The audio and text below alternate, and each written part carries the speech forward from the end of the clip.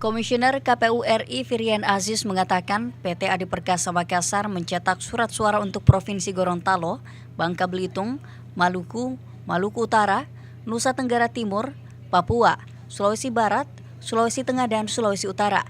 Sementara surat suara untuk Sulawesi Selatan dicetak di Jakarta. Dalam pencetakan surat suara, perusahaan diberikan waktu paling lambat 60 hari atau rampung pada awal Maret. Mengingat surat suara nantinya akan kembali disortir KPU di kabupaten dan kota. Berbeda dari pemilihan tahun sebelumnya, kali ini KPU memberikan barcode pada surat suara dengan alasan saat pengiriman dan pemilihan dapat terbaca ke daerah tujuan.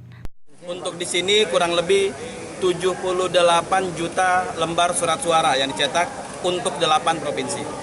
Dan nanti ada di tempat lain pada hari yang sama nanti siang di Surabaya dan di Jakarta akan dimulai juga pencetakan perdana surat suara.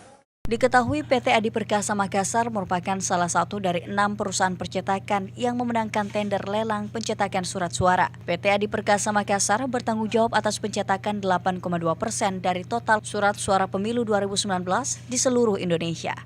Musdalifah Lestari Rauf, Fajar TV dan Fajar Radio melaporkan.